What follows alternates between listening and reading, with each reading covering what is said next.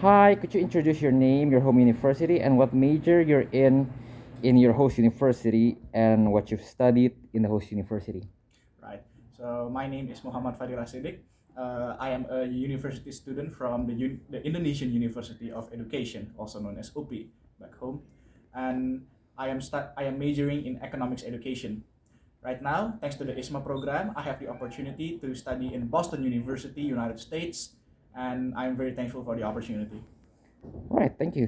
Tell us your experience with ISMA program pre-departure, particularly starting from the first time that you heard about this program. Right. So I first heard of this program from my friend back in university, and I thought I might qualify, right?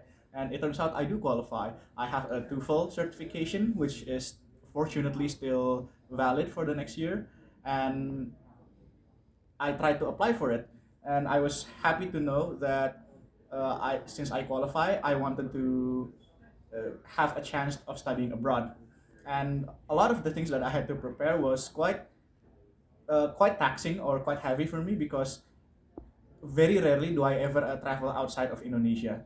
But I am very happy for the opportunity. I would say the most difficult part is trying to time the PCR test with my departure, and that was a very stressful period because it's hard for me to find a PCR test that is both affordable and also timely. All right. Tell us also about your whole experience during the application process until the final result. Could you talk about the step-by-step process?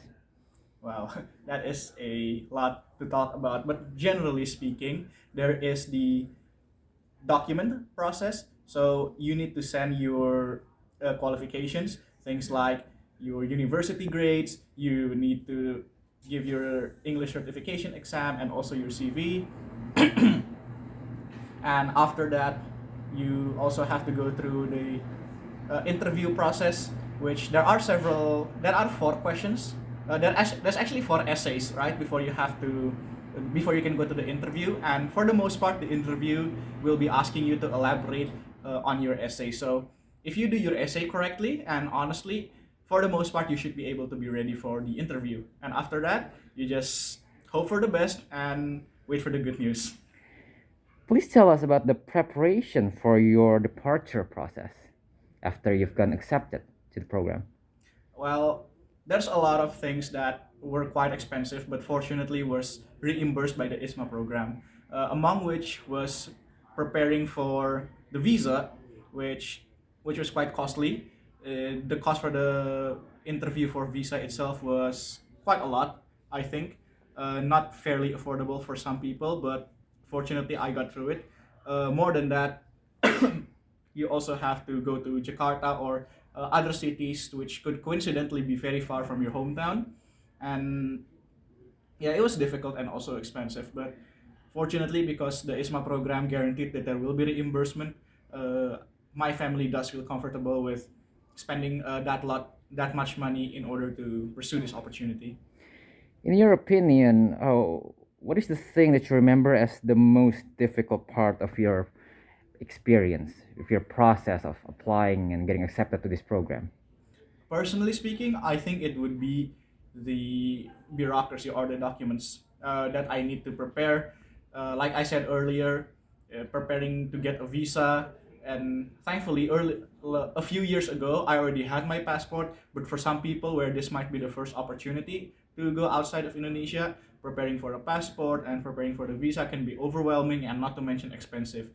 And like I said, even though it is reimbursed by the ISMA program, you still need to pay out of your own pockets first, and that's a big burden for many families I have heard, especially my other friends in the ISMA program. Right, now let's talk about your experience with the ISMA program during your arrival. So, first question, if you needed to quarantine right after you arrive at your host country, I didn't have to. all right, let's go to the next question. What is the initial noticeable cultural differences that you experience here? Well, I know that a quick disclaimer, right? I know that sometimes some of my what I say might be a little bit prejudiced, but I'm just going to say what I observe. So for the most part, people here are very culturally different. Well, that's to be expected, right? Because of course it's a different country, but not necessarily in a bad way either. for the most part, people in the United States are more forward and more honest with their feelings. They don't. For some people, it might seem as if they're not being polite, but I think for the most part, they do have that they are kind-hearted and they want to be honest when speaking with you. And that I think is the biggest culture shock. Now, of course, there is also other things that.